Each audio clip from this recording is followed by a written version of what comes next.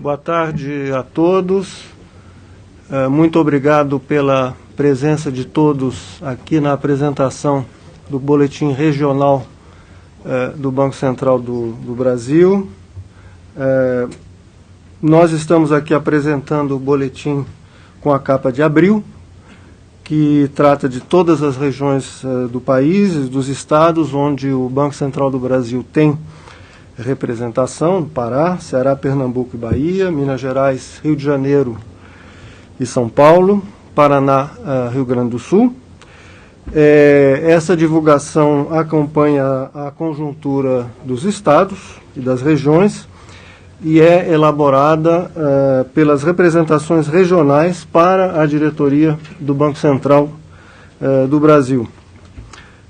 É uma divulgação que procura estimular a produção e a divulgação de estatísticas regionais. Nós somos um país de dimensões continentais, com uma diversidade regional importante. É muito importante conhecer os detalhes dessa divulgação regional e, por isso, nós vamos ter essa apresentação dividida em 3 partes. A primeira parte diz respeito a algumas considerações gerais e nacionais, para as quais eu vou apresentar as principais mensagens. Uma segunda parte que vai ser apresentada pelo Túlio Maciel sobre as considerações regionais e a terceira parte sobre considerações estaduais apresentadas pelo Maurício. A data de corte desse boletim regional é 14 de abril, quando foi divulgada a PMC de fevereiro. Ou seja, a maior parte dos dados para em fevereiro e março, e tem-se um pouco uma defasagem entre a elaboração do boletim e essa apresentação que nós estamos fazendo hoje. Quando possível, nós procuramos atualizar os dados até a data de março. Então, começando com a parte nacional, o índice vai se decompor. Nós vamos tratar, como eu disse, das principais mensagens a nível global, nacional. Quero fazer algumas considerações sobre o ambiente externo, as condições macroeconômicas do país. Na sequência, algumas inferências e região sudeste feitas pelo Túlio. E, finalmente, fecharemos com a apresentação relativa a São Paulo, como eu disse, feita pelo Maurício.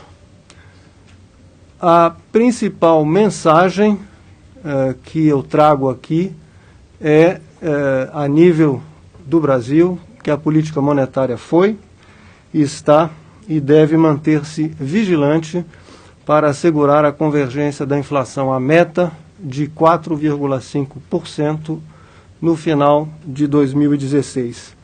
Nós sabemos, por ampla evidência internacional ratificada pela experiência brasileira, que taxas de inflação elevadas geram distorções que levam ao aumento dos riscos, deprimem investimentos. Sabemos que essas taxas de inflações elevadas encurtam os horizontes de planejamento das famílias, das empresas, do governo, e deterioram, obviamente, a confiança dos empresários. Essas inflações elevadas subtraem o poder de compra dos salários e das transferências, obviamente com repercussões negativas sobre a confiança e o consumo das famílias. E, como consequência, inflação elevada reduz o potencial de crescimento da economia, assim como a geração de emprego e de renda. Nós sabemos, a nível nacional, que nós estamos atravessando em 2015 um ano de transição. Estamos efetuando um ajuste macroeconômico que é padrão, é muito relevante, é necessário, mediante a utilização de políticas fiscal e monetária adequadas. Estamos conduzindo um processo de redução de desequilíbrios macroeconômicos com um duplo ajuste de preços relativos, preços administrados e preços externos em relação aos nossos preços domésticos.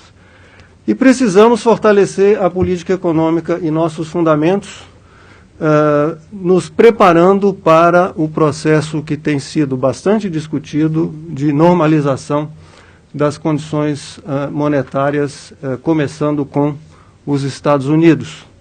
Ou seja, isso necessita construir, através desse processo de fortalecimento, uma base sólida para o novo ciclo de crescimento sustentável para o nosso país. Obviamente, esses ajustes de preços relativos que eu mencionei impactam a inflação nesse ano de 2015. Esse duplo ajuste de preços aumentou a inflação no primeiro trimestre de 2015 e o nosso objetivo é circunscrever esse impacto oriundo desses ajustes de preços relativos ao ano de 2015 e conter os efeitos de segunda ordem desses ajustes por meio da política monetária. Temos tido algum progresso, porém, esses progressos obtidos ainda não são suficientes. E, por isso, a política monetária se mantém vigilante para assegurar a convergência da inflação à meta de 4,5% no final de 2016. Passando agora para o entorno no qual a economia brasileira se encontra, o ambiente externo, a principal mensagem é que nós devemos nos preparar para a normalização das condições monetárias usando uma receita padrão, fundamentos sólidos e o reforço da nossa política econômica. O contexto externo, que nós temos visto em algumas reuniões nas quais nós participamos recentemente, é uma sensação de alguma melhora gradual. Como todos sabemos aqui, os sinais de retomada nos Estados Unidos têm sido observados com muita atenção, inclusive, por exemplo, os indicadores que hoje saíram foram um pouquinho menos favoráveis, e temos observado também sinais um pouco mais consistentes de recuperação na zona do euro e no Japão.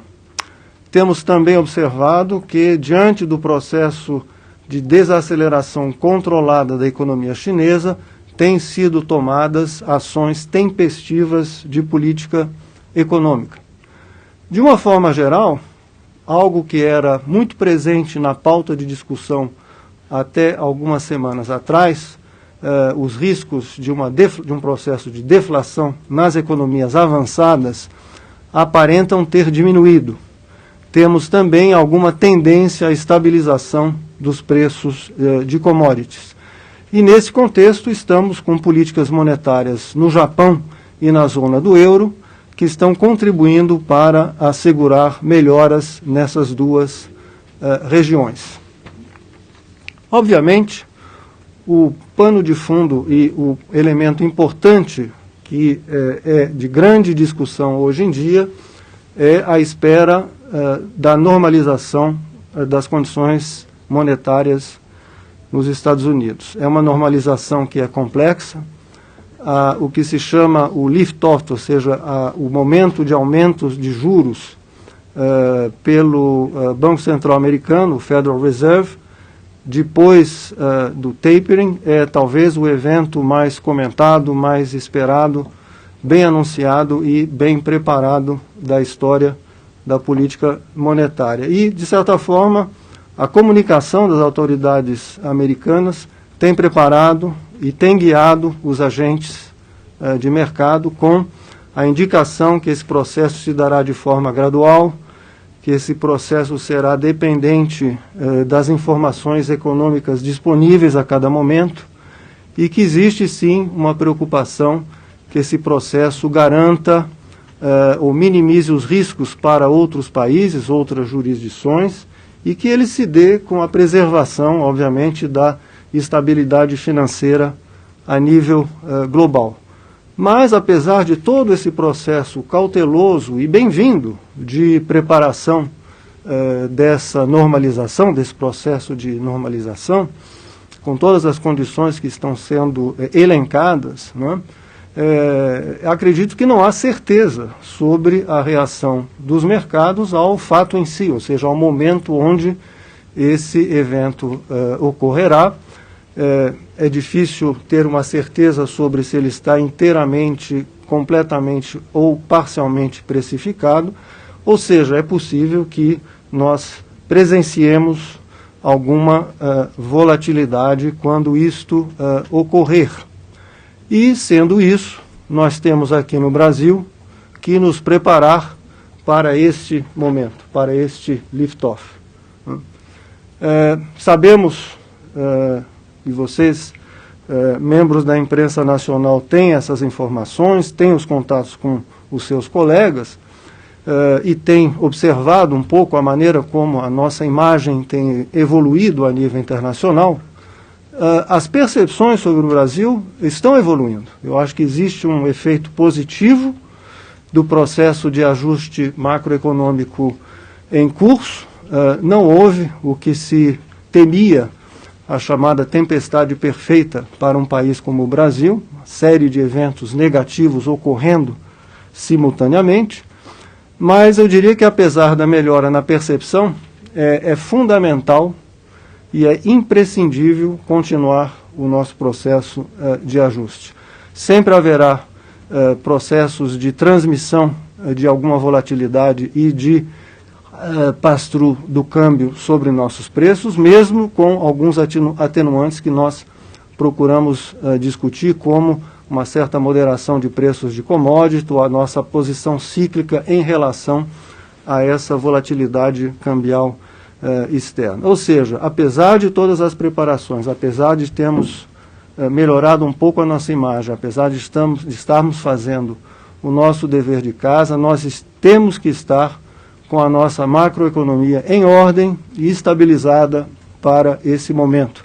E para isso não há milagres. Para isso temos que usar uma receita conhecida, uma receita padrão, que é reforçar o arcabouço de política econômica e manter os nossos fundamentos macroeconômicos sólidos.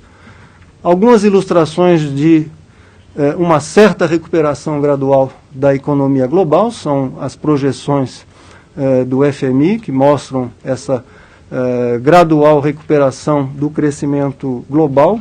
Números que são números, digamos, algo mais positivos dos PMIs compostos e de serviços, e vendo, por exemplo, algum elemento, por exemplo, na área do euro, em termos de preços ao consumidor, que parecem indicar o afastamento de riscos maiores de deflação.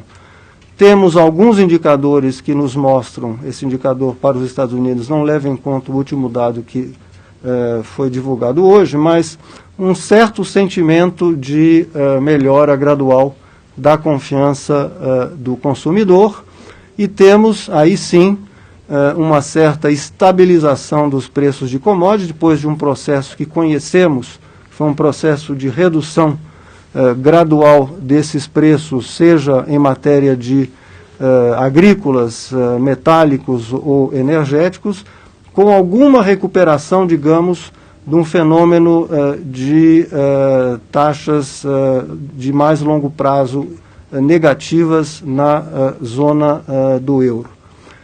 As condições macroeconômicas de 2015, como eu disse, é um ano de ajustes da atividade doméstica. Nós temos a perspectiva de taxas de crescimento da transição em 2015 que tendem a ser baixas, ou seja, abaixo do potencial de crescimento da nossa economia, mas com um processo que ao longo do ano será um processo de melhora da confiança a partir do segundo semestre deste ano e de retomada da atividade. Nós temos aqui indicações de que, do lado da oferta, os indicadores disponíveis sobre taxas de crescimento da absorção interna e do PIB se alinharam ao ritmo de expansão da atividade doméstica, e esse ano serão inferiores ao potencial. Nós antecipamos um ambiente um pouco mais favorável para setores que transacionam mais intensamente com o resto do mundo, particularmente a agropecuária. O setor de serviço, por sua vez, também tende a crescer a taxas menores do que as registradas em anos recentes. Vamos ter ilustrações desse quadro nacional, justamente a nível regional e a nível estadual. Do lado da demanda, o investimento tem se retraído, influenciado em parte por eventos não econômicos, mas acreditamos que depois de um período necessário de ajustes, o ritmo de atividade vai se intensificar na medida justamente em que ao longo da segunda metade do ano de 2015 haverá uma retomada da confiança de firmas e de famílias. O consumo das famílias tende a manter um crescimento, porém em ritmo moderado. Temos aí um quadro onde crédito e salários vão ter crescimentos menores. Do lado fiscal, as sinalizações são de uma moderação, um arrefecimento do consumo do governo, e, em contrapartida, o cenário de maior crescimento global, que eu indiquei anteriormente, combinado com a mudança de preços relativos internacional, milita no sentido de torná-lo mais favorável ao crescimento da economia brasileira pelo lado da demanda externa.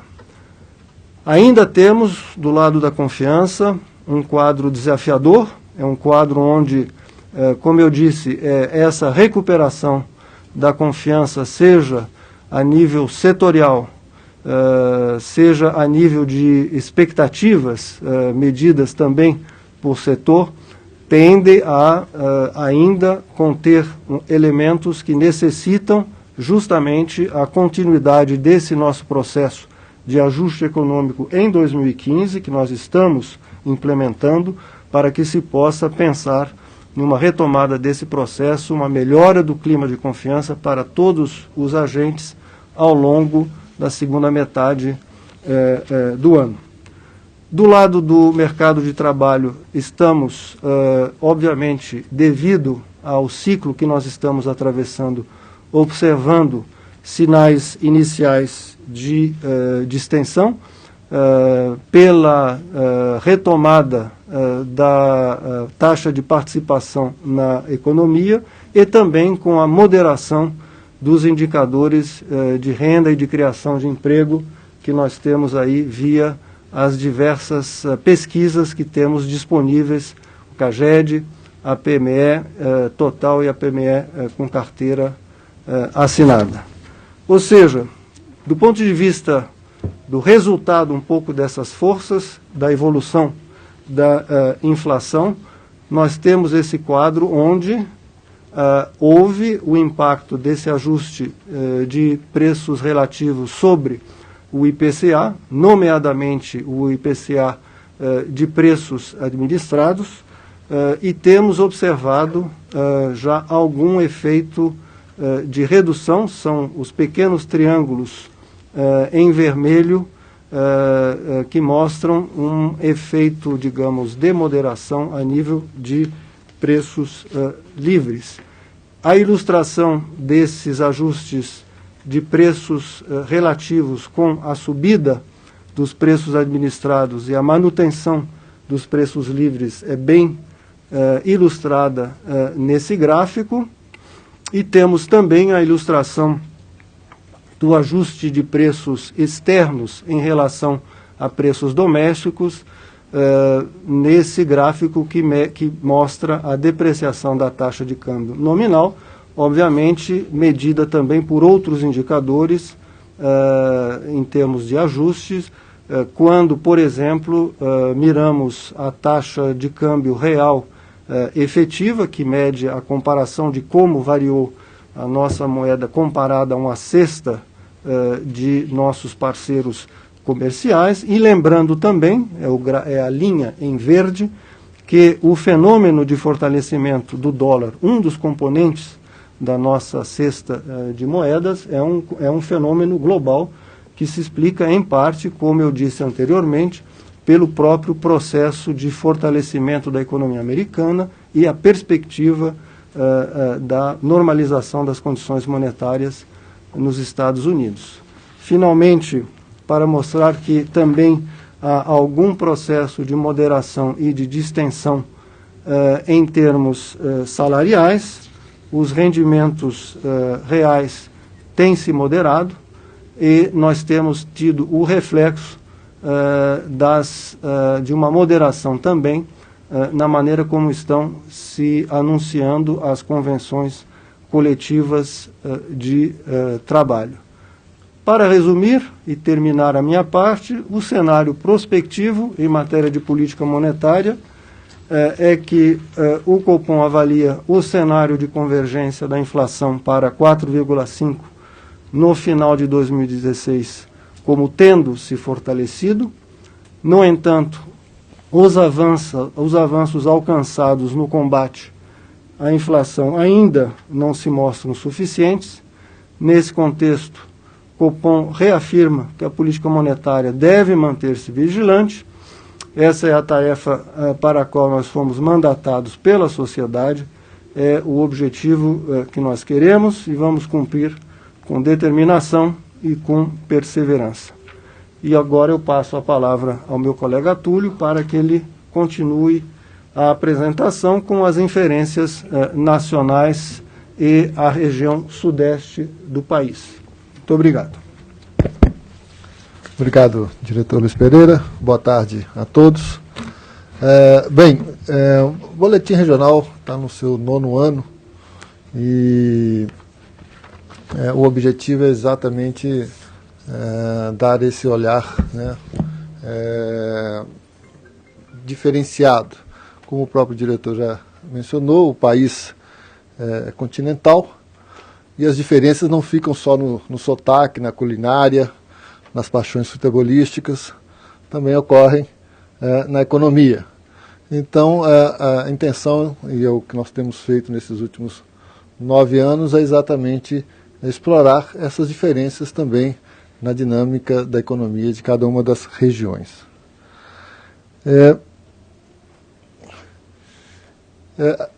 Esse slide, ele mostra aí a evolução, é um indicador de atividade econômica de cada uma das regiões. Na linha preta o Brasil, e ele mostra como as economias cresceram aí nos últimos 10, 11 anos. Tivemos aí uma tendência de crescimento. Em 2009 a gente vê o impacto do início da crise financeira internacional. A gente observa que ao longo desse período, a linha azul e cinza, né, as regiões norte e nordeste tiveram um desempenho acima da média nacional e superior à das outras 3 regiões. Na verdade, essas regiões cresceram em termos acumulados cerca de 55% a 60% nesse período, seria um apróximo do PIB. Esse é um indicador construído pelo próprio Banco Central de Atividade Econômica, tentando aferir o PIB, né, ou a economia de cada uma das regiões. Então, Norte e Nordeste cresceram em torno de 55% a 60%, as outras 3 regiões tiveram um crescimento mais próximo a 40%, 45%. Observe que depois de 2010, aproximadamente, você tem uma inclinação na linha, uma mudança na inclinação, né, dessa linha preta que representa o país, acompanhado principalmente pelas 3 regiões, aí, Sudeste, Centro-Oeste e Sul. Norte e Nordeste permaneceram com uma dinâmica melhor, mas na margem, 2014 e 2015, já mostram também arrefecimento do ritmo de atividade. Isso que eu estou mencionando também pode ser observado nessa tabela, traz o crescimento para esses períodos. Então a gente observa aí Norte e Nordeste aí com esse crescimento de 63,8%, 58%, enquanto as outras regiões, Centro-Oeste, Sudeste e Sul, com crescimentos menores para o período. Após o início da crise em 2009, né, nós tivemos 2010, que foi um ano de crescimento forte no país inteiro, mas também, posterior a isso, Norte e Nordeste mantiveram esse crescimento um pouco acima, e também 2014 e 2015 com esse ritmo maior. Há várias razões que impõem essas diferenças de crescimento entre as economias regionais. Uma delas que a gente nunca pode perder de perspectiva é o próprio nível de desenvolvimento econômico de cada região. Naturalmente, em um período de expansão econômica, economia funcionando, é natural que regiões com nível de desenvolvimento econômico menor tenham um ritmo de crescimento mais acentuado. Esse é um primeiro fator que a gente não pode perder de vista. Um segundo é a própria característica de cada uma das regiões, ou seja, a representação das atividades. Tem regiões com vocações distintas, o Centro-Oeste, por exemplo, tem um peso muito grande da agroindústria, do setor agropecuário. Então, essa diferença de atividades em cada uma das regiões é outro fator que dá essa distinção. E, finalmente, claro, como a conjuntura, o ambiente externo e interno afeta cada uma dessas atividades econômicas nas regiões. Então, é um momento em que você tem um choque de oferta ou de demanda, isso afeta de forma diferenciada as economias regionais. Essa tabela, tem muito número aí, mas de uma forma...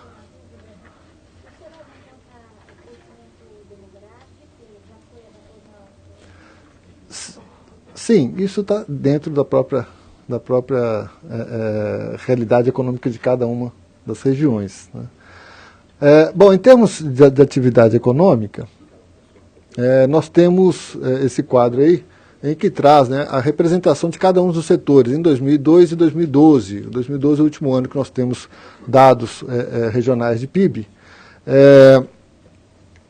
Primeiro, a gente observa aí que temos uma preponderância, claro, do setor de serviços, é o maior setor, mais de 60% da economia brasileira é de serviços. Esse setor cresceu ao longo desses últimos 10, 12 anos, em todas as regiões, mostra expansão.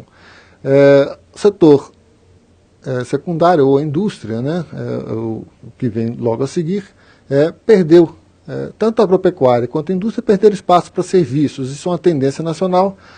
Na indústria há uma exceção aí da região norte, mesmo centro-oeste. Na região norte a indústria manteve-se ali em torno de 29,5 e 30, isso devido à expansão da exploração de minério, do extrativismo mineral na região do Pará. Então, observe que o extrativo mineral na região norte passa de 3,2% para 10% da economia regional.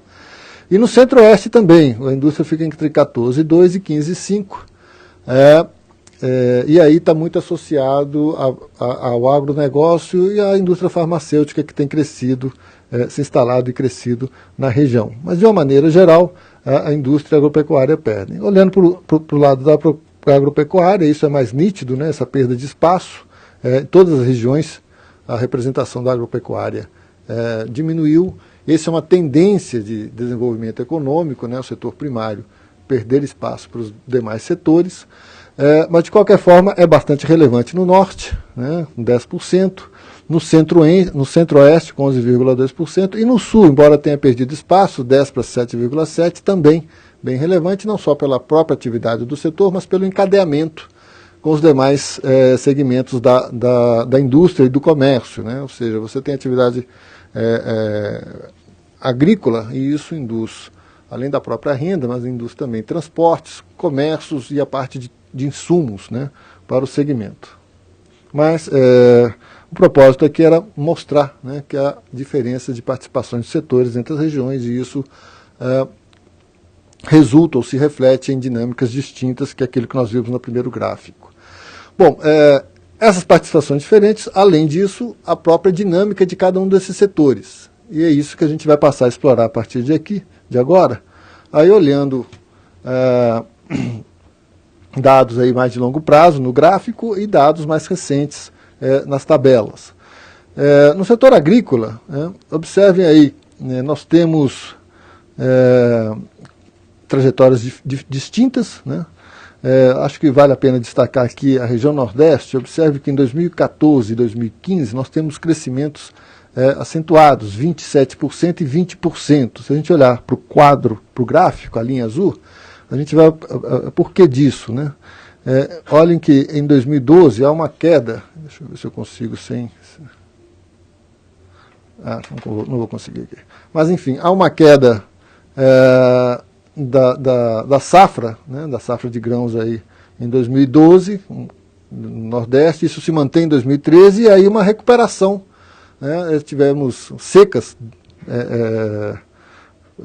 rigorosas naquela região, então isso dá esse ritmo maior de recuperação agora, 2014 e 2015. Repara a linha verde, o Centro-Oeste, um dinamismo aí desde 2011, né?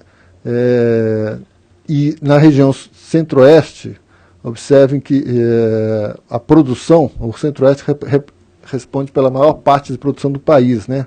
Para essa safra desse ano que nós estamos esperando 201 milhões de toneladas, 81 milhões vem da região Centro-Oeste. E a região Sul, a linha amarela, com recuperação aí também na margem, 7,9 é a expectativa de crescimento da safra na região Sul. Observe que o Sul não é o maior produtor de grãos, né? Isso, como mencionei, fica com a região Centro-Oeste. Mas quando a gente olha o peso do setor agrícola no região Sul, ela é maior, porque o valor médio, né, do produto no Sul é maior do que no Centro-Oeste. Então produz menos, mas tem maior valor, por isso essa representação maior. A produção física industrial é mostrada aí nesse gráfico. A indústria se ressente, naturalmente, aí dos impactos da crise recente, né, de 2009 em diante. 2010 ainda teve recuperação, mas depois disso arrefece. No gráfico aqui a gente observa isso de uma forma clara, a linha preta novamente é o Brasil, a gente vê esse declínio, né, de 2013 para cá de uma forma mais pronunciada. Eu acho que vale a pena chamar a atenção nos últimos anos, você tem um efeito de demanda, principalmente de consumo de bens duráveis, bens de maior valor, e também de investimento refletindo-se em bens de capital. Como a região Sudeste e Sul são as duas regiões que têm maior concentração desse tipo de indústria, são também as que mais sentem o efeito da crise. Então observe que a linha preta ela é acompanhada pela linha vermelha e amarela, né, que são as indústrias que mais sentiram os efeitos recentes, enquanto que as demais regiões, pela participação da indústria de alimentícia mais significativa, tem um comportamento um pouco melhor. No setor terciário, os dados de serviços, esses são dados da pesquisa mensal de serviços do IBGE. A pesquisa é relativamente recente, não permite a dessazonalização, então por isso que o gráfico tem essas oscilações com picos, né, em dezembro e retrações no início do ano. Mas de qualquer forma, o ponto relevante aqui, comparando o crescimento em 12 meses encerrado em 2014 e a variação no início desse ano em relação ao igual período do ano passado, a gente vê uma desaceleração aí na atividade de serviços. A atividade de serviços cresceu sobremaneira nesses últimos anos, em grande parte devido à ascensão da classe média, e é natural que após atingir um patamar mais elevado, as taxas de crescimento sejam decrescentes, ou seja, que haja moderação. E é isso que nós temos observado, não só agora, isso já é uma tendência dos últimos anos. Essa pesquisa de serviços não abrange os dados de comércio, né, que estão aqui representados para todas as regiões. O comércio também foi outro segmento que se beneficiou nos últimos 10, 12 anos da expansão econômica do país, com crescimentos acima de 2 dígitos na maior parte dos anos, se a gente olhar esse horizonte. Mas há 3 anos, 3, 4 anos, mostra também moderação. Em 2014, considerando esse conceito que chama comércio ampliado, que inclui veículos, já mostrou um recuo. Está na tabela 2014, em cima o Brasil recuou, o comércio varejista ampliado no país recuou 1,7. Quando a gente tira o conceito ampliado ou seja, tira a parte de veículos e de construção, ainda temos um crescimento. O crescimento foi de 2,2%. Mas, sem dúvida, há uma moderação e isso no gráfico fica bem representado, né? O arrefecimento da atividade varejista. Por que o comércio cai? Por que estamos observando isso na margem? Bom, há várias razões. Uma delas é a moderação do crédito. Esse tabela traz dados de crédito para 5 regiões e para o Brasil, mas o movimento é relativamente homogêneo quando falamos em crédito. PJ, pessoa jurídica, PF, pessoa física e total. Observe que até março do ano passado, o crescimento do crédito no Brasil atingia 15%. Em março deste ano, considerando 12 meses, em março deste ano, esse crescimento arrefeceu para 12%. A nossa projeção divulgada em março para o crescimento deste ano era que seja de 11% o crescimento do crédito, ou seja, há uma moderação no ritmo de expansão do crédito, e isso abrange a grande maioria das regiões e abrange tanto crédito às famílias, pessoa física, quanto crédito às empresas. Em termos de crédito, aproveitando que estamos falando de crédito, eu trago também uma pesquisa que vai ser disponibilizada no site do Banco Central no final da tarde, que é a pesquisa de condições de crédito, em que a gente procura prospectar a tendência para os próximos meses em relação aos 3 meses recentes. Essa amostra da pesquisa abrange 92% do total da carteira de grandes empresas, né, que grandes empresas são as tomadoras de crédito, 93% da micro, pequenas e médias empresas, do crédito para esse segmento, 90% do crédito voltado ao consumo e praticamente 100% do crédito habitacional. A amostra abrange um total de 46 conglomerados com instituições financeiras distintas. E a metodologia é uma classificação de 0, mais 1, mais 2, 0, menos 1, menos 2, conforme a percepção do respondente em relação à questão que está sendo feita. E, claro, menos 2 uma condição menos favorável, mais restrita, e mais 2 uma condição mais favorável. Então, começando a olhar os resultados, no primeiro conjunto, né, de barras, grandes empresas, quadro no gráfico superior à esquerda, os primeiros 3 barras mostram o crescimento nos últimos 3 meses, praticamente o último trimestre, o primeiro trimestre deste ano, e os próximos 3 meses, praticamente o segundo trimestre. O mesmo vale para os outros. De uma maneira geral, tanto para grandes empresas, micro, pequenas, médias empresas, o crédito para o consumo, quanto o crédito para o habitacional, nós temos condições de oferta, que é a barra azul, que permanecem restritivas, estavam na área restritiva e permanecem na mesma situação. Em alguns casos um pouco mais ou um pouco menos. No lado da demanda, a demanda é a barra vermelha, né? A demanda para o crédito no primeiro trimestre também é uma demanda mais fraca, e para o segundo trimestre isso tende a permanecer nessa área também. De tal forma que na barra verde, que são as condições para aprovação de crédito, elas mostram-se restritivas no primeiro trimestre e tendem a se mostrar nesse mesmo área no segundo trimestre para esses diversos segmentos. Comparando as condições de aprovação por segmento, né, o que eu acabei de mencionar, linha amarela para grandes empresas, vermelha para micro, empresas, médias empresas, verde para o crédito de consumo, pessoas físicas, e o azul para o crédito habitacional. Todas elas permanecem no território negativo para o segundo trimestre dentro da pesquisa, o que significa condições restritivas relativamente ao trimestre anterior. Bom, eu disse que há várias razões que explicam o desempenho do comércio.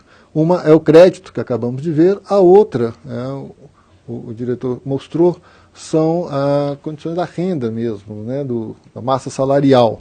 E isso se reflete no mercado de trabalho. Nós temos um processo de distensão no mercado de trabalho, né, e isso é visto nessas taxas, que são um quadro na superior esquerdo, que é a taxa de desemprego no Brasil e por regiões. Observem que em todas elas houve uma ampliação do emprego, comparando o encerramento de 2014 com o primeiro trimestre, o fim do primeiro trimestre. O gráfico mostra a queda do desemprego ao longo desses últimos anos, né, e essa distensão, esse crescimento da taxa mais recente. Na região Nordeste, a taxa de desemprego do Nordeste era bem mais elevada do que as demais regiões do país. Isso são dados da PME, né, da Pesquisa Mensal do Emprego, que abrange as 6 maiores regiões do país. Mas houve ao longo desses últimos 10 anos uma convergência, né? A taxa de desemprego do Nordeste, que é a azul, ela ficou bem mais próxima do que a média do país até 2012, e esse processo de extensão, ao hora observado, começou mais cedo na região Nordeste, pelo crescimento mais cedo da PEA, da população economicamente ativa, o pessoal procurando emprego no Nordeste em relação à região Sudeste e Sul. O boletim regional, que está sendo divulgado agora, traz boxes, né, que são destaques, digamos assim, sobre temas específicos. Tem um boxe sobre economia paulista, que vai ser tratado aqui na apresentação do Maurício. E tem um boxe comparando, fazendo um paralelo das pesquisas de mercado de trabalho, da pesquisa mensal do emprego, que já é bem conhecida, uma pesquisa que vem desde a década de 90, embora tenha sido reestruturada em 2003, e da PNAD contínua, que é uma pesquisa mais recente, que traz dados aí de 2012. De uma maneira geral, ela mostra diferenças, porque as metodologias são, enfim, diferentes. A abrangência, a PNAD contínua pega o território todo, a PME pega 6 principais regiões, então há diferenças de resultados, mas, ao mesmo tempo, há consistência no movimento desses indicadores das duas pesquisas. Então, o que a gente mostra aqui, na linha contínua, é a PNAD contínua, a taxa de desemprego na PNAD contínua nos anos de 2012, 13 e 14. Observem que ela é decrescente, assim como é na PME, a taxa de desemprego da PME nas linhas tracejadas. Ela é decrescente ao longo desses anos, assim como nós vimos no gráfico anterior, né? Porém num patamar mais elevado, indicando que o emprego fora das grandes regiões, o desemprego fora das grandes regiões metropolitanas do país é mais alto do que nas grandes regiões. Tem outros aspectos que são explorados no boxes, né? Estou trazendo isso como destaque, mas convido-os a visitar, dar uma olhadinha no box. Em termos de preços, a evolução de preços, também já foi mostrado aqui que há uma elevação no nível do IPCA, considerando abril de 2014 em relação a abril de 2015, 6,28 para 8,17. Mas essa elevação decorre fundamentalmente do comportamento dos preços monitorados, né? E não dos preços livres. Houve um reajuste, um realinhamento desses preços, energia elétrica, ônibus urbano, enfim, uma série de reajustes, que fizeram com que o nível de monitorados de abril 14 para abril 15, a taxa de crescimento passasse de 3,77 para 13,36. Isso também foi generalizado entre as regiões do país, né? Enquanto que os preços livres mostram-se contidos, né, em relação até mostrando uma certa redução da taxa, no caso do Brasil, 7,05 para 6,67. A única exceção é Belém do Pará, em que, por razões locais, né, aumento do preço de alimentos, o peso de alimentos em Belém do Pará é muito grande, e além disso nós tivemos uma dinâmica lá de preço de açaí, preço de farinha de mandioca e carne bovina, que deu esse comportamento distinto, é a única região em que os livros crescem. Nas demais regiões, os preços livres mostraram-se contínuos ao longo desses dois períodos. Bom, agora muito rapidamente, passando algumas características básicas, estruturais da economia da região sudeste, onde São Paulo se insere. Aqui são taxas de crescimento anuais da região sudeste do Brasil, desde 2003. Crescimentos foram próximos, o Brasil cresceu 46%, o Sudeste 43% nesse período, mas o Sudeste, enfim, ficou abaixo da média nacional. Aqui chama a atenção de que até 2009 o crescimento na região Sudeste foi ano a ano superior à média do país. De 2009 em diante, isso inverte. Há uma preponderância do crescimento do país maior do que da região Sudeste, ou seja, períodos de expansão, períodos de vacas gordas, o crescimento aqui foi maior, períodos de vacas magras, o crescimento foi menor. Se a gente olhar a estrutura, a participação das atividades da região Sudeste com o resto do país, eu chamaria atenção aqui para dois pontos. Primeiro, observem que a indústria de transformação no Sudeste tem maior peso que o resto do país. Outros serviços, 17,9 na última barra lá embaixo, também tem maior peso que o resto da região do país. Por outro lado, a agropecuária tem maior peso nas demais regiões do que no Sudeste. E a administração pública também tem mais peso nas outras regiões do que no Sudeste. Bom, qual a implicação disso? Serviços e indústria são atividades que têm maior aderência ao ciclo, aos fluxos, aos ciclos de demanda, aos ciclos de crescimento. Então, quando nós temos um período de crescimento, esses setores ou essas regiões, por terem essas características, também crescem com maior intensidade. Enquanto que em períodos em que você tem alguma crise, alguma restrição de demanda, essas regiões, a indústria de transformação, os serviços, também se ressente com maior intensidade, enquanto que aquelas regiões em que a agropecuária é mais presente, ou mesmo a administração pública, em que oscilam menos, acompanham menos os ciclos, são mais resilientes a esses movimentos. Isso ajuda a explicar por que a região Sudeste teve aquele comportamento que eu mencionei. Antes de 2009, um crescimento maior que a média, e depois de 2009, um crescimento menor do que a média do país. Aqui é a região Sudeste por estado. Destaque aí que a perda de participação de Minas Gerais e São Paulo, e principalmente o Espírito Santo é que mostrou maior ganho de participação nesse período. Contudo, o PIB per capita da região de São Paulo, apesar de ser um estado densamente povoado, tem um PIB per capita mais elevado que os demais unidades da federação aqui do Sudeste. Quando a gente olha a atividade, São Paulo, Sudeste e Brasil, São Paulo mostrou um crescimento maior do que os demais estados do Brasil. Espírito Santo cresceu mais do que São Paulo, é verdade, mas na média São Paulo cresceu mais do que os outros estados da região Sudeste. E a gente observa que isso decorreu principalmente do desempenho de Rio de Janeiro, olhando aí o crescimento do 2013 a 2014 no Rio de Janeiro, mesmo na margem, depois de 2010, ele ficou aquém das demais unidades da federação, e em parte isso decorre da dinâmica da extrativa mineral, que tem peso no estado do Rio de Janeiro. Em termos de outros segmentos,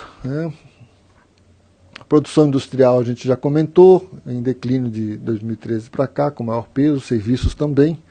Na parte agropecuária, a linha vermelha é da região Sudeste, a linha preta é do país. Você vê que tem uma dinâmica menor da região Sudeste, na produção de grãos, mas grãos não é o forte aqui da região sudeste. O forte da região sudeste, principalmente São Paulo, é cana-de-açúcar, que está nesse gráfico inferior direito.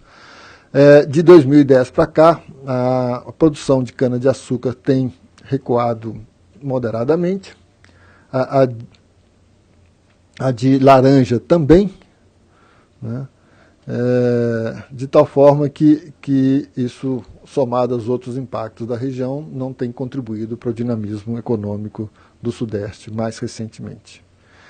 Apesar disso, olhando e para finalizar, né, uma janela mais longa, de 96 para cá, os benefícios sociais do crescimento nessa janela, né, são bem claros também no Brasil e na região sudeste. A gente vê a participação da renda domiciliar dos 50% mais pobres, ela tem crescido essa participação. No caso aí da região sudeste, passou de 14,2 para 18,2 em 2013. Nos últimos, de 2011, 12 e 13, já mantém estabilidade, enquanto que a renda de 1% mais ricos mostra uma tendência declinante. Aí é o gráfico superior direito. Na parte de baixo aí desse slide, a renda per capita tem crescido, esse aí em valores constantes, em termos reais, passando na região sudeste de 844 em 2003 para 1.251 em 2013 reais por pessoa, acompanhando aí a trajetória nacional.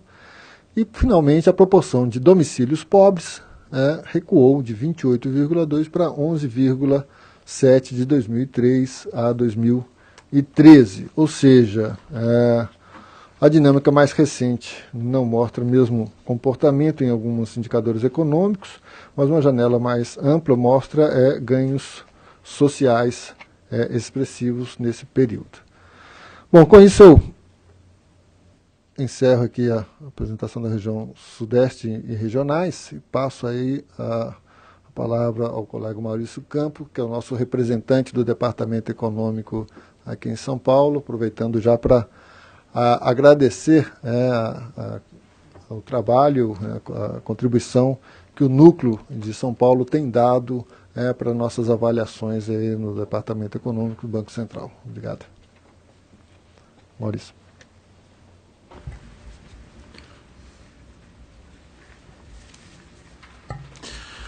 Bom, inicialmente eu quero agradecer a iniciativa do diretor Luiz Pereira e do Túlio de trazer a apresentação do Boletim Regional pela primeira vez aqui para São Paulo. É a nossa estreia, portanto. E a estreia também de um gerente regional falando durante a apresentação do Boletim Regional. Coube-me a apresentação sobre a economia paulista. Também quero agradecer a presença dos colegas aqui de São Paulo, que vieram prestigiar, dos nossos convidados externos e da imprensa. Bom, sobre a apresentação da economia paulista, eu adotei um enfoque que combina o que foi tratado no box, que está sendo publicado no Boletim Regional, na página 87, que trata sobre a economia paulista, e do próprio texto do boletim, em que nós fazemos uma análise na margem. Então eu vou abordar tanto aspectos estruturais da economia paulista, como fazer uma análise da sua evolução no período mais recente. Começando com os dados de PIB, né? É importante observar que muitas dos comentários que o Túlio fez sobre a economia do Sudeste valem para São Paulo, até porque a economia paulista tem uma representação muito grande na economia do Sudeste, em torno de 58% da economia do Sudeste, do PIB do Sudeste, é representado por São Paulo, né? Então, essa trajetória de crescimento do PIB até 2009, muito próxima e um pouco acima da economia brasileira, e depois a desaceleração pós-crise, vale para a economia paulista, né? A observação também de que há essa aderência ao ciclo é comprovada observando os dados da economia paulista. A economia paulista teve uma queda maior do que a do PIB nacional no ano de 2009, o ano em que a crise foi mais forte, e a recuperação também foi um pouco maior, né, de 7,9 contra 7,6. Alguns destaques em relação a essa evolução.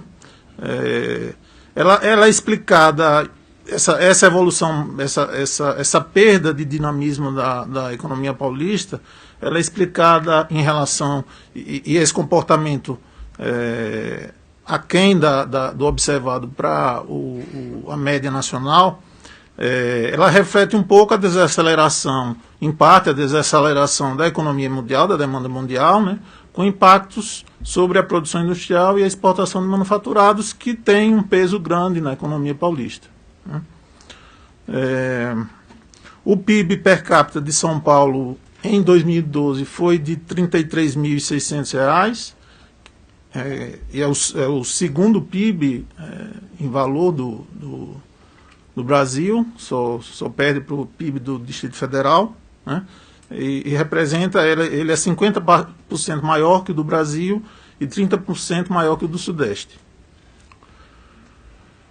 Olhando agora a composição setorial do PIB paulista, novamente, ele tem uma aparência muito semelhante ao que foi observado para o Sudeste, com a indústria de transformação tendo uma participação muito maior do que a média do Brasil, e outro setor que se destaca é a intermediação financeira, né? Enquanto a agropecuária, administração pública, né, e a indústria extrativa, né, tem uma participação muito menor do que a média nacional, né? Inclusive, São Paulo representa 41% do valor adicionado da indústria de transformação no Brasil e 70% do Sudeste. E em termos de intermediação financeira, São Paulo representa 50%, esses percentuais em relação a Brasil e Sudeste são de 50% e 75%. Né?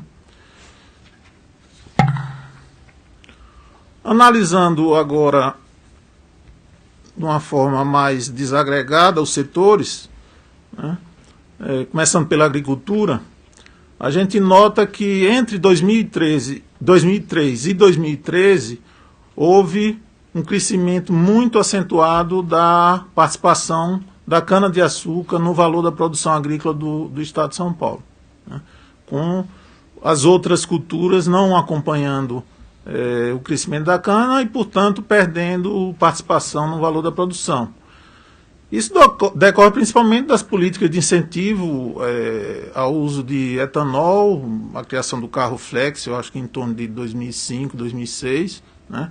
E a cana foi aumentando a sua participação ao longo desse tempo, apesar de, no período mais recente, viver uma crise decorrente de uma série de fatores, mas que, de qualquer forma, ela manteve uma elevada participação no valor da produção.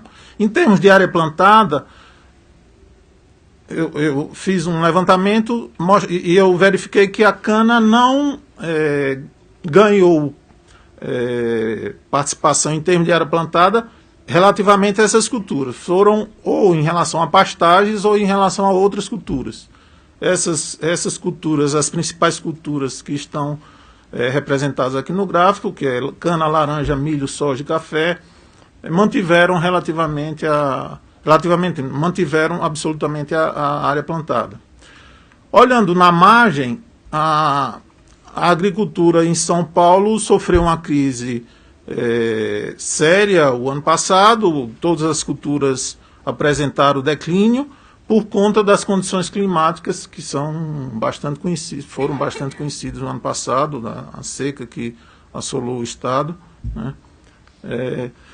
Para 2015, o levantamento sistemático da produção agrícola do IBGE indica que algumas culturas irão se recuperar, como milho e soja, mas outras ainda sentem o reflexo das condições climáticas, em especial a laranja e um pouco menos a cana, e principalmente o café.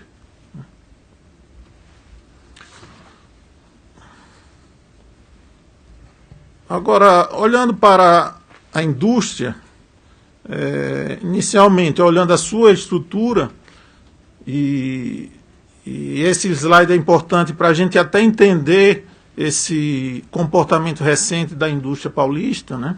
A gente verifica que alimentos, veículos, máquinas e equipamentos, esses três setores eu gostaria que vocês prestassem mais atenção nos seus percentuais. Eles têm uma participação muito grande na indústria paulista.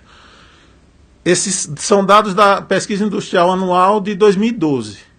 A PIN, que é a pesquisa industrial mensal do IBGE, que mede a produção física, os percentuais são um pouco diferentes, inclusive com veículos tendo uma participação maior do que alimentos. Na PIN, a participação de veículos é 16%.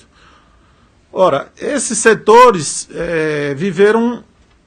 estão ainda enfrentando uma desaceleração e alguns até apresentando queda na produção nesse período mais recente, o que explica o desempenho da indústria paulista nos últimos 2 ou 3 anos. Isso está ligado tanto à questão do crédito, a desaceleração do crédito, como a gente vai ver mais para frente, afetando os bens duráveis, no caso automóveis, como também a queda no investimento nesse período mais recente, que afeta a produção de bens de capital, onde São Paulo tem uma participação muito elevada. No caso de serviços, São Paulo não é exceção ao que o Túlio já tinha falado, né? E olhando as duas últimas colunas, vocês verificam que houve uma desaceleração muito forte também aqui em São Paulo. O índice estava crescendo em 12 meses a 9,2 em fevereiro de 2014 e caiu para 4,5 em fevereiro de 2015. Aqui vale a observação de que são dados nominais, né, mas que o próprio movimento aí já indica uma desaceleração muito acentuada. Passando agora para alguns indicadores de demanda, começando com consumo, novamente São Paulo não se mostra diferente do Sudeste e do Brasil. A desaceleração que foi observada em termos de vendas no varejo, né, tanto no Brasil quanto no Sudeste, também vale para São Paulo, né? Em 12 meses, o São Paulo mostrou estabilidade, foi um desempenho inclusive pior do que Brasil e Sudeste, né? E no último trimestre São Paulo apresentou um decréscimo de 0,5% no varejo restrito, né?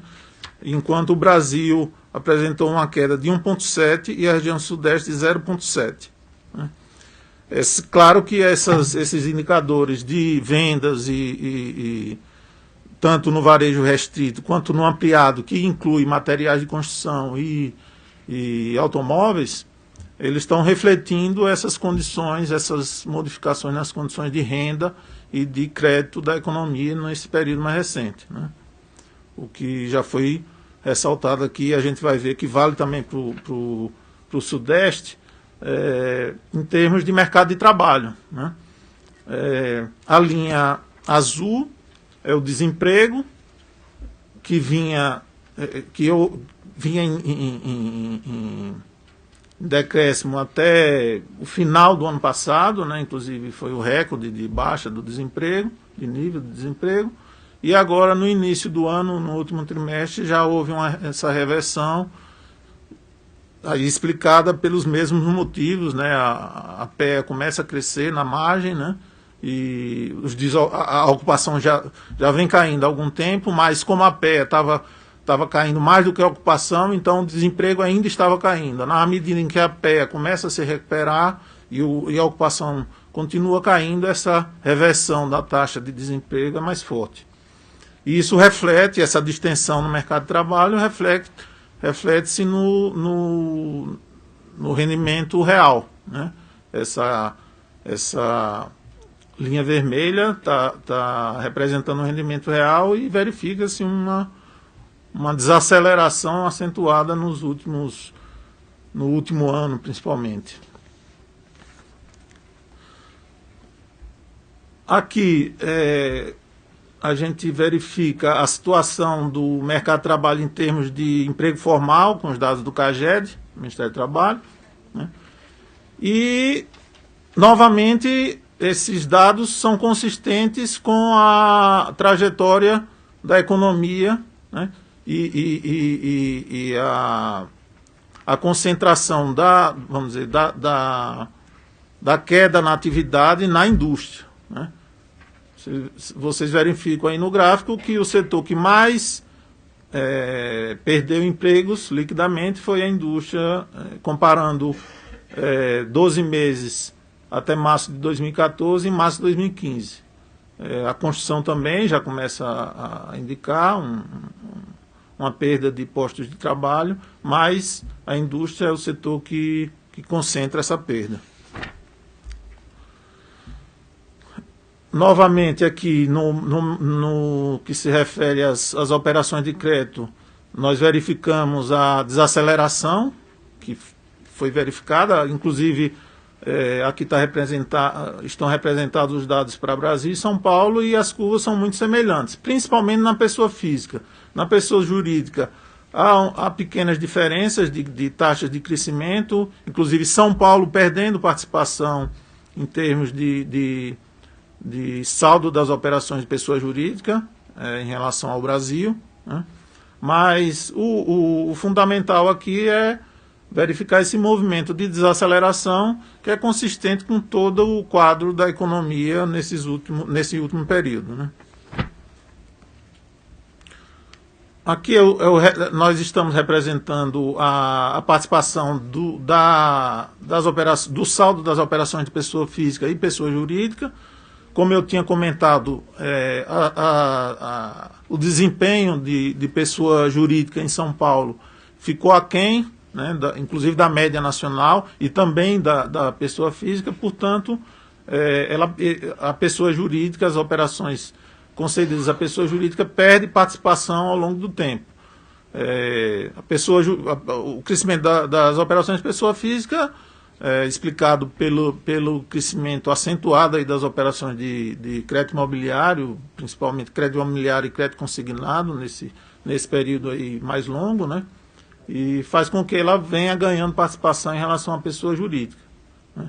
Um dos aspectos que nós verificamos é que essa perda de participação da pessoa jurídica em São Paulo, ela também está ligada vamos dizer, a situação da indústria de transformação.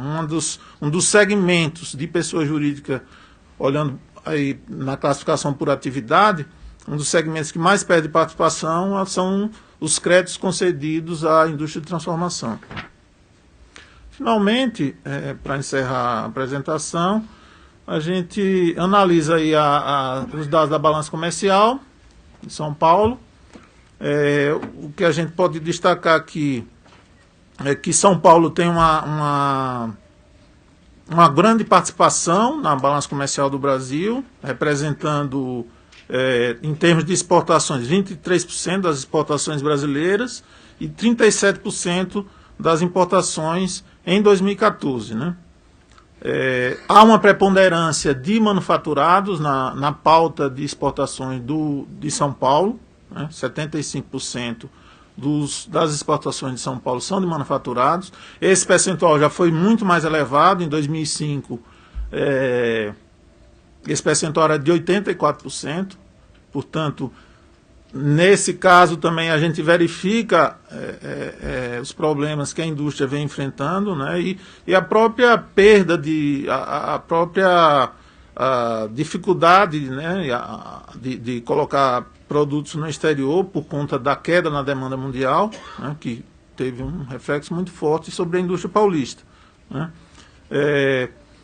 Nós representamos aí os 4 maiores parceiros comerciais E aqui há um destaque interessante, que é o comportamento da balança comercial com os Estados Unidos. Desses 4 parceiros, é o único que apresenta crescimento nas exportações. Ou seja, me parece que isso também é consistente com o cenário que o diretor nos apresentou de recuperação, principalmente da economia americana. Então, a depreciação do real frente ao dólar e a recuperação da economia americana pode nos trazer uma sinalização favorável para a economia brasileira e também principalmente para a economia de São Paulo, que tem uma participação muito grande de exportação de manufaturados, né? Temos também os principais produtos. Novamente o destaque aqui o açúcar, né? Ele ganhou participação ao longo do tempo por conta justamente da queda da participação de manufaturados, mas também temos aviões. Óleos brutos de petróleo passou a ser um produto importante para São Paulo por conta da exploração do pré-sal e da Bacia de Santos. Uma parte é pré-sal, outra não, né? Mas essa produção vem crescendo. E automóveis de passageiros, esse é o acumulado do ano até abril, né? Houve um pequeno crescimento, nós verificamos que foi para exportações para a Argentina e para o México. São Paulo tem uma dependência muito grande da Argentina como mercado absorvedor da indústria automobilística. Quase 90% das exportações de automóveis vão para a Argentina. Então,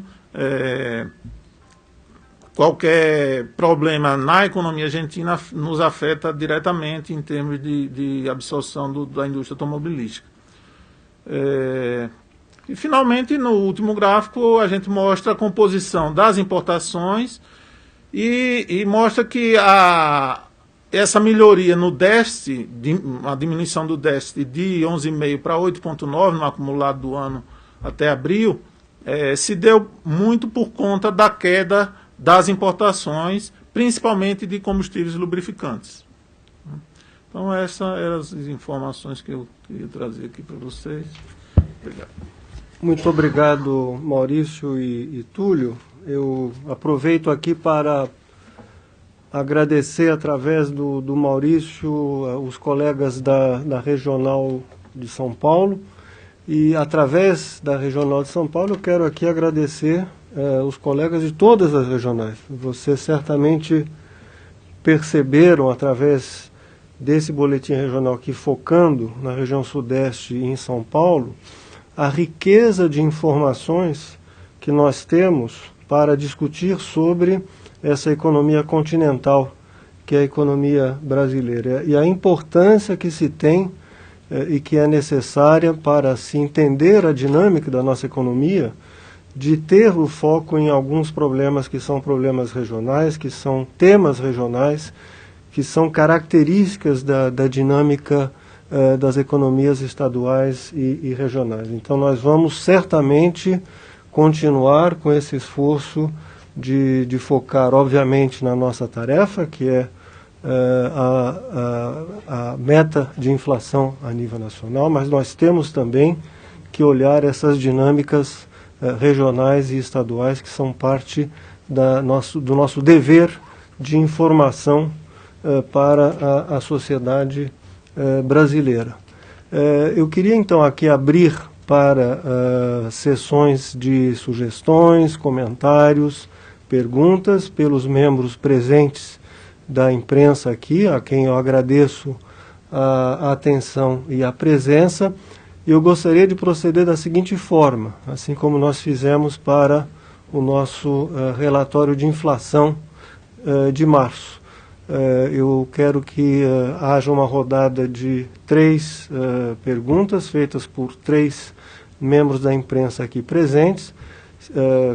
Faremos as perguntas na sequência e responderemos, enfim, a cada bloco na sequência, abrindo um novo bloco após as respostas. Eu gostaria também, só como uma sugestão, que, dado o foco que nós temos aqui sobre o Sudeste e São Paulo, que, se possível, também, obviamente, se endereçassem questionamentos ou comentários sobre as exposições aqui que foram feitas sobre a região e o Estado. Então, sem mais delongas, a Ivone, que é a nossa anfitriã, vai aqui passar o microfone para os que têm perguntas. Certo, já temos 3 voluntários para o primeiro bloco, o Álvaro, a Tainara e o Mário.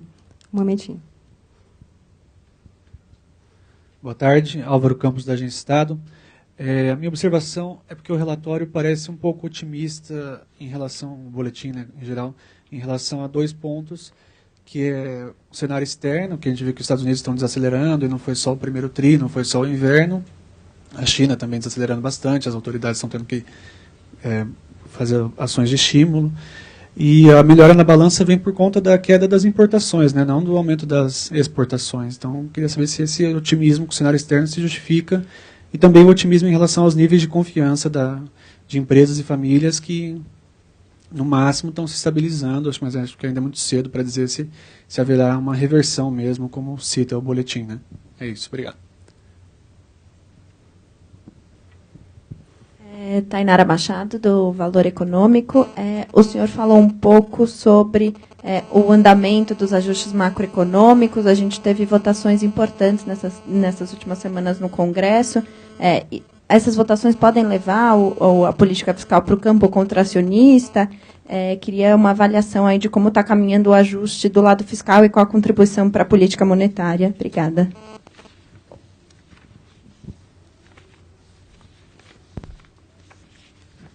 Boa tarde, diretor. Mário Sérgio, da Bloomberg. O senhor reiterou algumas vezes a necessidade de manter-se vigilante à política monetária, e eu queria, isso é lido basicamente pelo mercado como a continuidade do ciclo de alta e mais ainda a continuidade de 50 pontos na próxima reunião. Queria perguntar, o custo do resgate da credibilidade do Banco Central perante o mercado não está começando a ficar muito alto para a economia? Obrigado.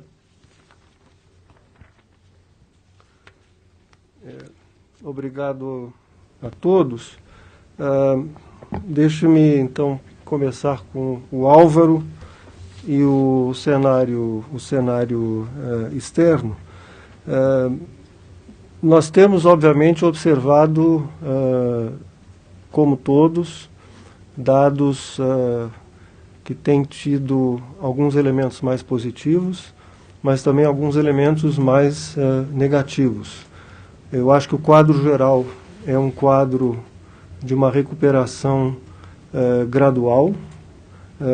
Eu acho que temos, no quadro dos Estados Unidos, um processo pelo qual está se avaliando, passo a passo, a maneira como os dados que vão surgindo permitem confirmar o movimento progressivo de pensar-se no processo de normalização das condições monetárias para a segunda parte do ano de 2015. Eu acho que vamos ter ainda que estar muito atentos à maneira como esses dados vão repercutir na confiança das famílias, dos consumidores. Vamos ter também que estar atentos à maneira como temos visto até agora a capacidade de um país como a China, que é uma economia sistêmica, de tomar ações tempestivas para suavizar o seu ciclo de passagem para um modelo de crescimento mais baseado na demanda interna, menos baseado na exportação. Temos, sim, um quadro externo que é um quadro complexo, como temos afirmado, mas temos talvez alguns sinais, por exemplo, vindos da zona do euro, onde se pode dizer que alguns resultados estão começando a surgir. Eu diria que é uma análise que é bastante realista sobre os elementos que estão surgindo em termos de informação de mais alta frequência, mas que nós devemos sempre observar com a devida cautela para que possamos avaliar os momentos nos quais vamos ter, como eu lembrei aqui, a possibilidade de reações que não necessariamente, apesar desta preparação para as decisões que estão sendo cogitadas, podem ser momentos de uma volatilidade um pouco maior. E o que eu disse é uma questão de bom senso. É que num ambiente que tem elementos, alguns mais positivos, mas também pode comportar elementos de maior volatilidade, de maior incerteza, a melhor maneira de se endereçar isso é fazer o nosso dever de casa, é estarmos com a nossa economia estabilizada, é termos os nossos fundamentos robustos, é termos, sobretudo, as nossas contas públicas em ordem e é termos a nossa inflação na meta e convergindo para a meta, como é o nosso objetivo de 4,5% no final de 2016.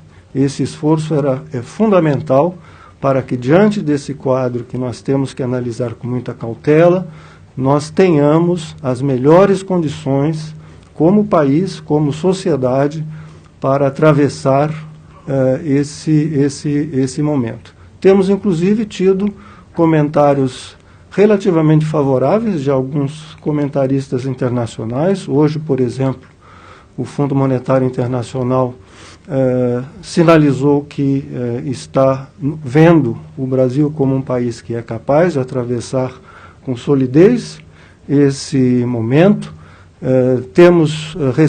Vamos ter a visita no nosso seminário de metas de inflação da diretora-gerente do Fundo Monetário Internacional, a senhora Christine Lagarde, onde vamos poder certamente debater com muita serenidade, mas com muita precisão, esses elementos do cenário externo.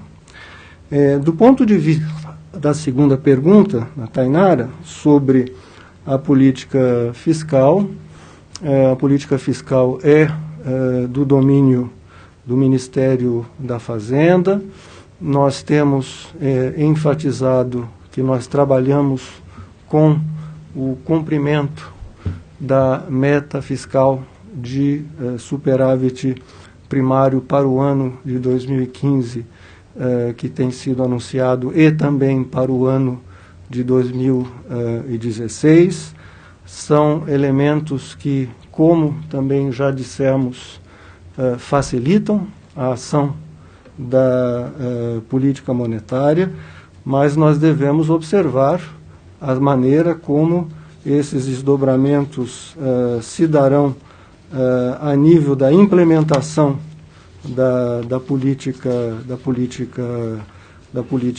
fiscal, e certamente vamos incorporar esses desdobramentos na maneira como vemos as perspectivas para a nossa tarefa, que é a tarefa de colocar a inflação na meta.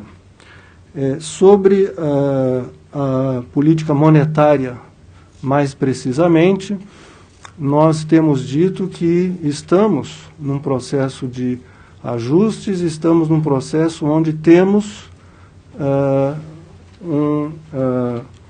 efeito dos ajustes de preços relativos que temos conduzidos, que tem impactado a inflação no primeiro trimestre de 2015 e certamente no ano de 2015 como um todo.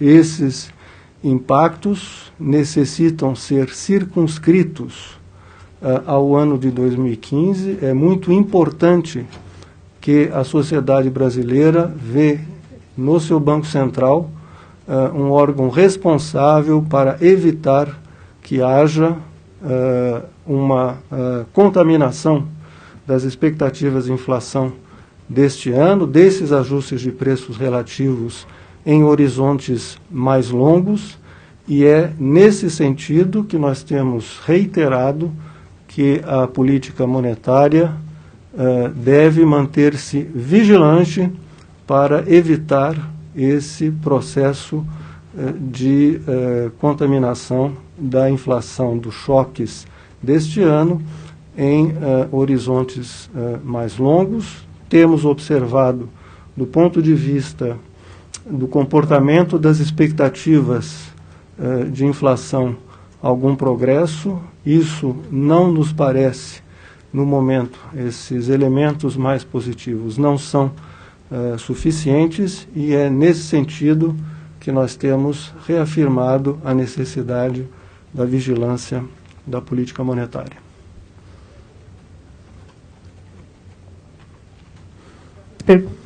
Serão feitos pelo Francisco, a Denise e o Bruno.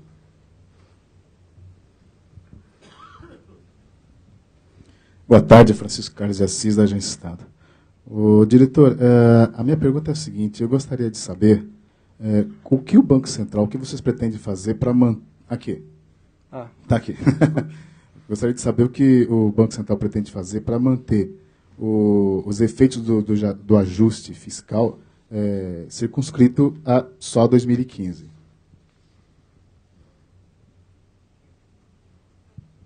Denise Neumann, Valor Econômico. Eu queria entender um pouco melhor a avaliação que vocês fazem do mercado de trabalho, se vocês pudessem explorar isso um pouco mais. Eu queria entender essa ideia de distensão, porque, se eu entendi bem, no começo da apresentação, vocês trabalham com uma perspectiva de crescimento das famílias ao longo desse ano. Então, eu queria saber se no cenário de vocês, quando vocês olham para 2015, vocês esperam que a renda que já está estagnada ou até negativa, dependendo da pesquisa, se ela vai ter alguma recuperação ao longo do ano, ou se a tendência é de queda de renda, e se é de queda de renda, por que vocês esperam aumento do consumo? Meu nome é Bruno, eu sou da agência Reuters, Bruno Federowski. Bom, são duas perguntas, na verdade. Nas últimas semanas, desde abril, a gente tem visto um processo de aumento nos juros dos títulos públicos no mundo, né, focado principalmente na Alemanha e nos Estados Unidos, que surpreendeu muita gente no mercado.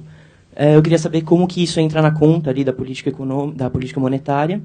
E a segunda pergunta é entender a perspectiva de vocês para o emprego. Vocês têm dito que o desemprego o mercado de trabalho tem dado sinais de distensão, principalmente devido ao aumento da PEA. Eu queria saber se esse processo deve continuar e como isso entra no processo de tomada de decisões ali sobre a Selic. Obrigado. Obrigado, Francisco. Só uma correção, não é fiscal. Eu falei fiscal, mas é preços relativos. Eu acho que eu entendi, Francisco, a sua pergunta.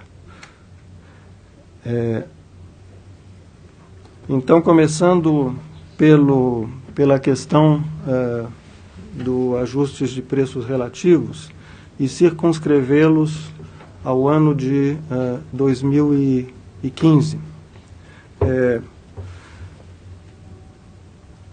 É muito importante que a sociedade brasileira entenda que o seu Banco Central está determinado e comprometido a circunscrever esses aumentos de preço que nós vimos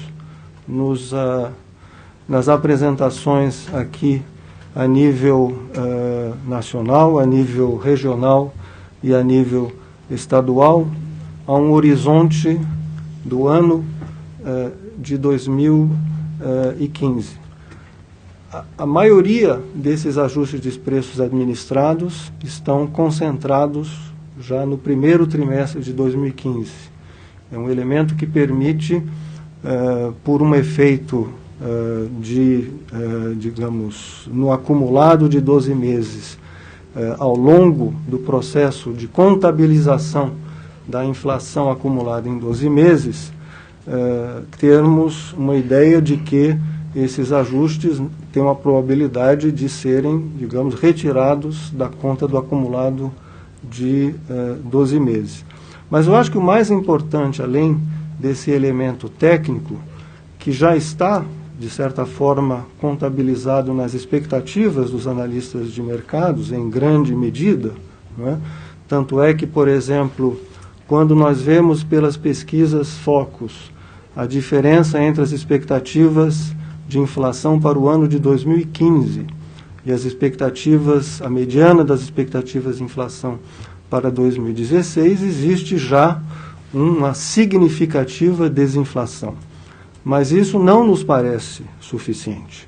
O que é importante, além desse processo de descarte estatístico, é impedir que haja uma transmissão para horizontes mais longos de preços, de formação de preços na economia, para que haja antecipações sobre possíveis descontroles desse processo de contenção da inflação para horizontes mais longos e, primordialmente e essencialmente, o papel de uma política monetária vigilante é essencial para eliminar essa contaminação.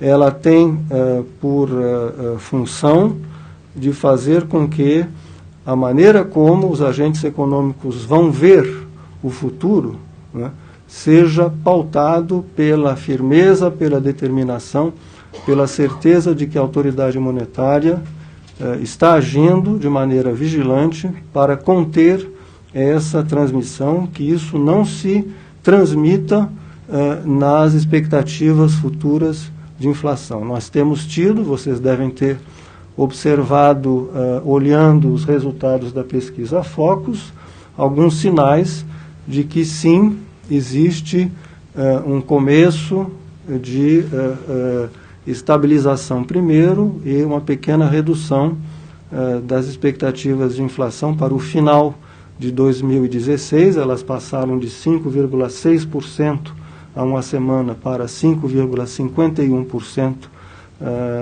no resultado do começo dessa semana, mas, mais uma vez, isso não nos parece ainda suficiente. Sobre a Denise, talvez aí eu me permitiria juntar a questão também do Bruno sobre o mercado de trabalho.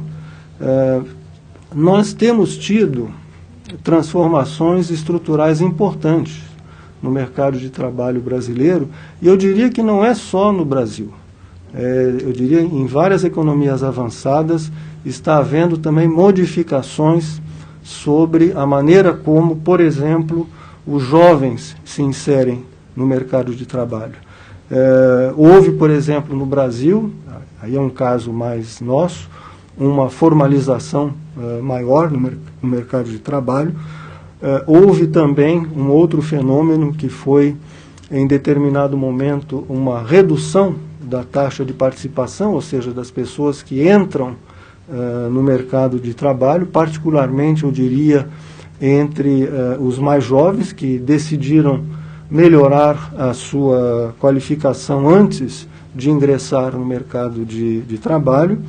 E agora eu diria que com talvez o término dessa formação, dessa qualificação, está havendo um aumento, um retorno dessa geração de novo, para a participação no mercado de trabalho. Então, essa é uma característica, digamos, que explica um pouco o que se chama de distensão. Existe uma maior oferta de jovens entrando de novo com mais qualificação no mercado de trabalho, e este é um processo que eu diria que é gradual e que é inerente ao ciclo econômico que nós estamos vivendo.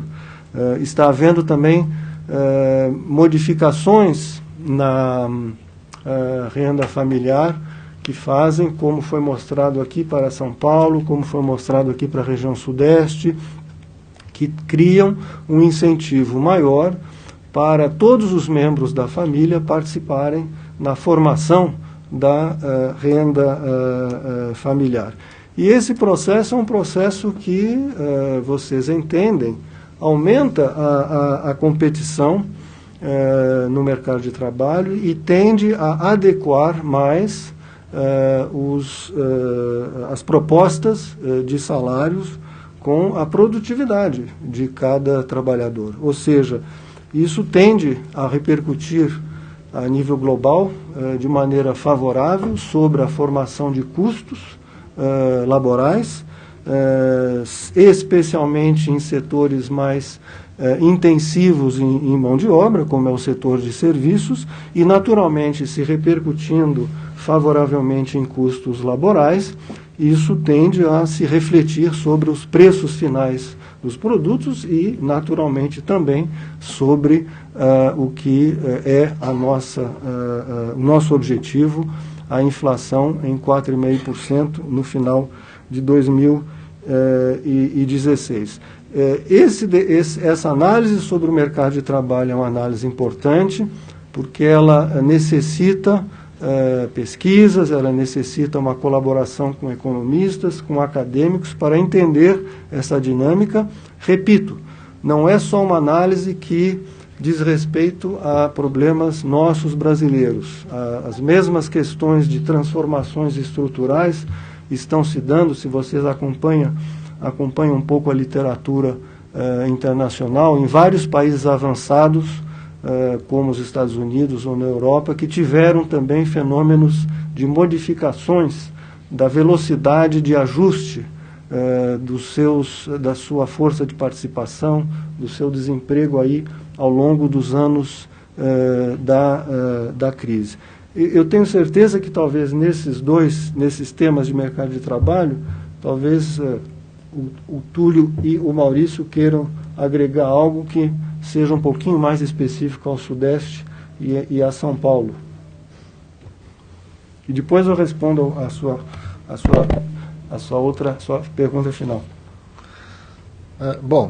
Esse comportamento da taxa de desemprego que a gente tem observado aí nos últimos anos, ela em grande parte está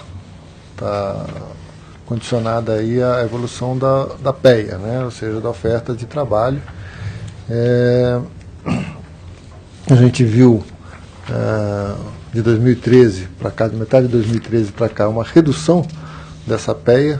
Isso na região sudeste foi bem característico, que levou algumas indagações por que estaria vindo isso, e tivemos várias hipóteses, né? Uma, que a própria renda familiar domiciliar havia crescido, e isso criava um desestímulo, mais pessoas se direcionaram ao mercado de trabalho. A questão também da próprias incentivo dos benefícios que estavam sendo concedidos. Mas, enfim, o fato é que tivemos essa redução da PEA durante esse período, e mais recentemente a gente vê, ainda de uma forma incipiente, não sei, mas pelo menos o início de um processo ainda, a uma reversão disso. Alguns dos fatores dessa reversão o diretor já mencionou, e a percepção que se tem é que é um processo em curso, que tende a continuar. Em termos regionais, trazendo aqui para o lado do boletim regional, em termos regionais, esse processo se iniciou mais rapidamente no Nordeste. As avaliações sobre por que razões no Nordeste isso teria começado mais cedo, né, não são conclusivas, mas primeiro, uma coisa que deve ser observada é que há mais flutuação da PEA no Nordeste. Então, nos últimos anos, a PEA caiu de uma forma muito mais intensa lá, e agora, no movimento de reversão, tem-se essa expectativa que também volte, né, com uma proporção maior. Um outro motivo é que a renda familiar no Nordeste é menor do que nas regiões Sul e Sudeste. Então, aquela tese de que uma renda familiar mais elevada desestimularia, né, os outros membros da família a se direcionarem ao mercado de trabalho, na região Nordeste tem menos peso, por assim dizer.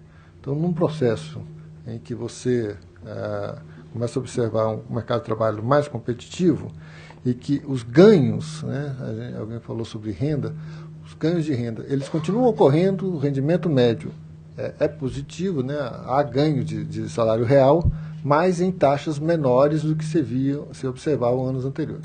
Então, no momento em que esses rendimentos médios começam a ocorrer em ritmo menor, em taxas menores, há um incentivo de procurar novamente o mercado de trabalho, e na região Nordeste, exatamente por ter essa renda familiar menor, isso seria um indutor, né? Uma razão pelo qual lá ocorre de uma forma começou a ocorrer mais cedo e de uma forma mais intensa do que no Sul e Sudeste. Maurício, algum complemento? Não, em termos de análise, eu não teria nada a complementar. Eu acho que no caso de São Paulo, essa reversão ainda é incipiente. Eu acho que a gente tem que acompanhar ao longo do ano.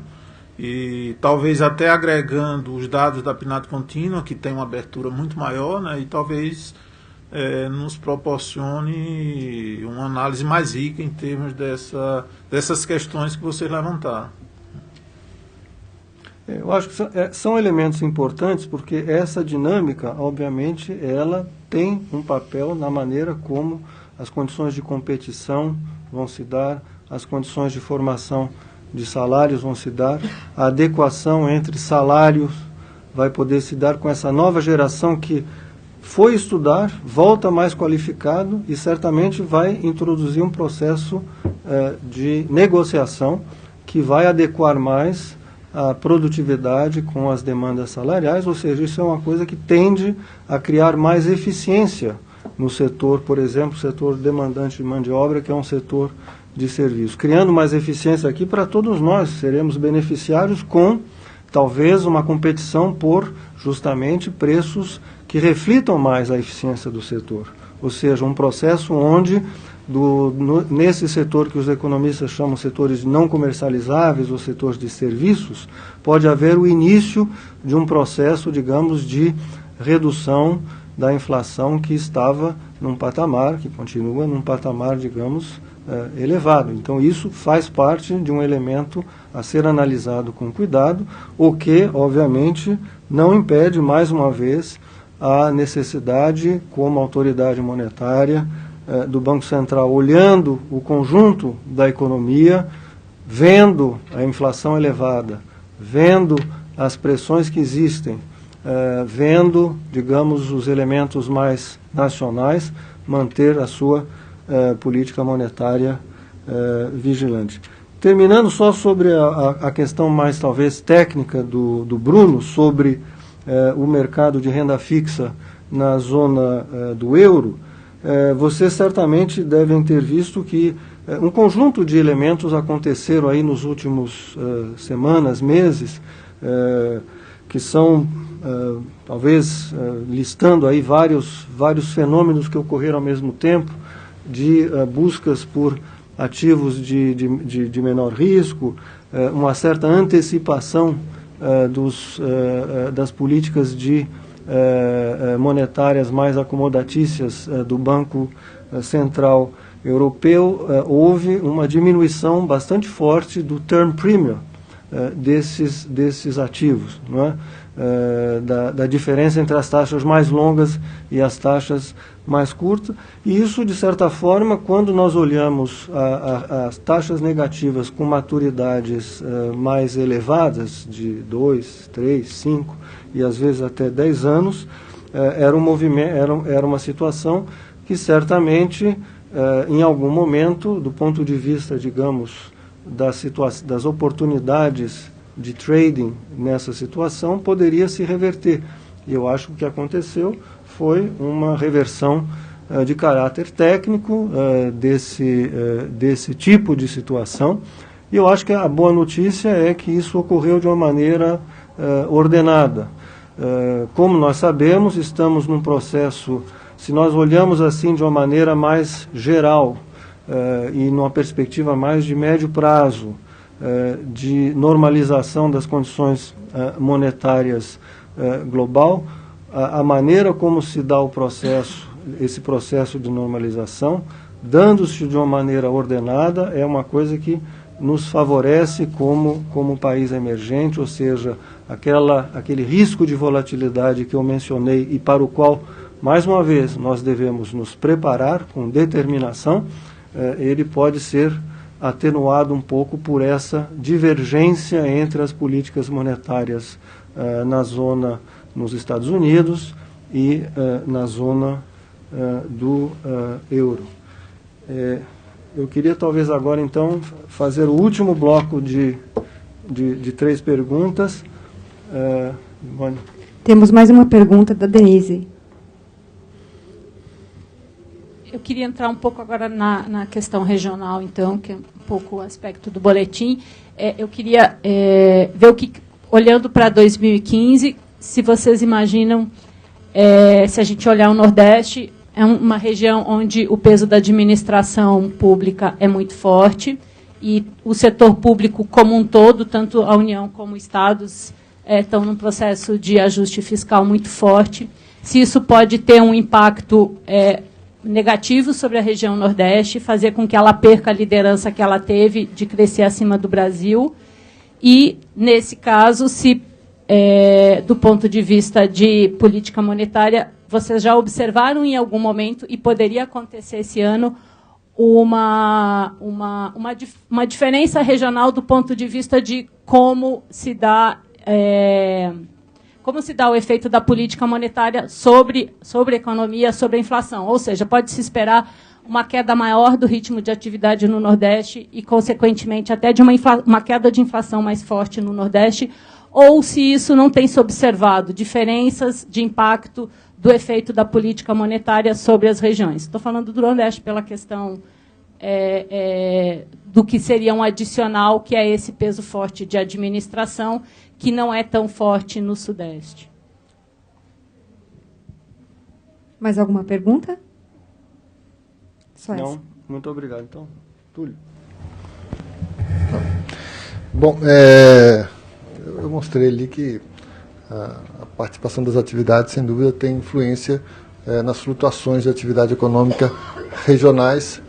Alguns segmentos conferem maior estabilidade em relação aos ciclos, enquanto que outros têm maior aderência às oscilações de demanda.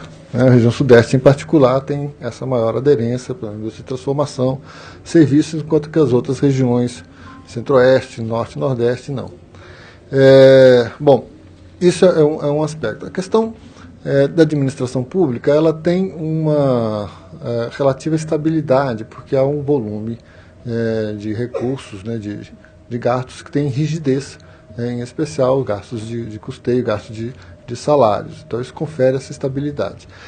A região Nordeste, não, apesar de realmente a administração pública ter um peso lá, mais significativo, mas não é só esse o único fator.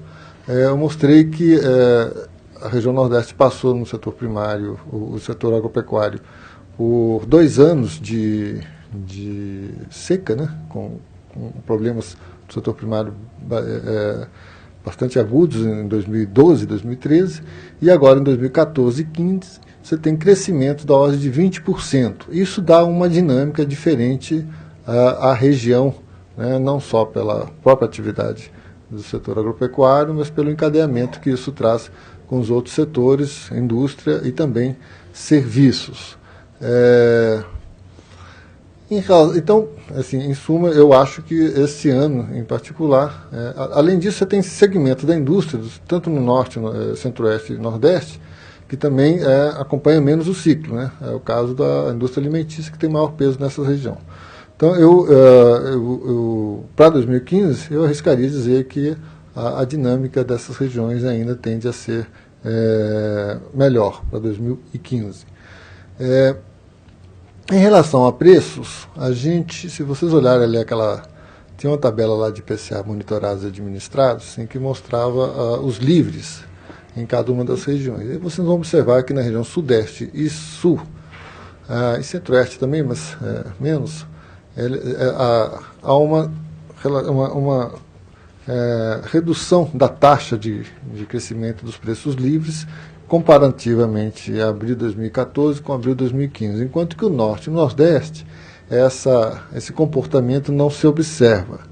Isso, intuitivamente, pode estar associado sim, ao ciclo de atividade, principalmente daqueles segmentos em que você tem menor capacidade de arbitragem. Serviços, por exemplo, não tem como você deslocar de uma região para outra, né? E uma maior atividade na região pode sim dar uma dinâmica de preço de aluguéis ou mesmo serviços diferente. Mas a nossa avaliação ao longo de um horizonte mais amplo mostra também que isso é relativamente modesto, não é o determinante. Tá? Há uma diferença, são nuances assim, de uma região e do outro, mas não são determinantes. A questão da evolução dos preços ela é preponderantemente macroeconômica, né? Ela é para o país como um todo. Então há pequenas diferenças, pequenas mudanças que podem ser atribuídas a essas questões locais, mas o principal componente é um fenômeno macroeconômico, né? Então ela tem esse mesmo vetor para todas as regiões. Então eu queria, concluindo, agradecer a todos. Espero que tenham apreciado a riqueza dos dados, das apresentações. Nós estamos, como eu disse, num ano de ajustes, em 2015. Obviamente esse ciclo, esse processo de ajuste atinge todas as regiões do país, e mostramos aqui como ela afeta a região sudeste e o estado de São Paulo. Mas é um processo de ajuste que visa exatamente a fazer com que as condições de um ciclo de crescimento sustentável comecem a aparecer na segunda parte deste ano, com uma retomada da confiança, e que isso, obviamente, enseje uma recuperação da nossa economia a partir desse momento e ao longo dos próximos anos. Para isso, nós temos que, obviamente, tratar o nosso problema-chave, o problema da inflação, esse ano. Temos que impedir que os efeitos desses ajustes de preços relativos se transmitam para horizontes mais longos. Temos que circunscrever esses efeitos para o ano de 2015. Isso para que a sociedade brasileira tenha confiança de que esse processo de retomada de confiança comece a partir da segunda metade do ano, e para esse objetivo a política monetária deve se manter vigilante para fazer com que a convergência da inflação e das expectativas para a meta de 4,5% do ano seja concluída no final de 2016. Então, a sociedade brasileira terá um Banco Central vigilante para cumprir a sua determinação. Muito obrigado a todos.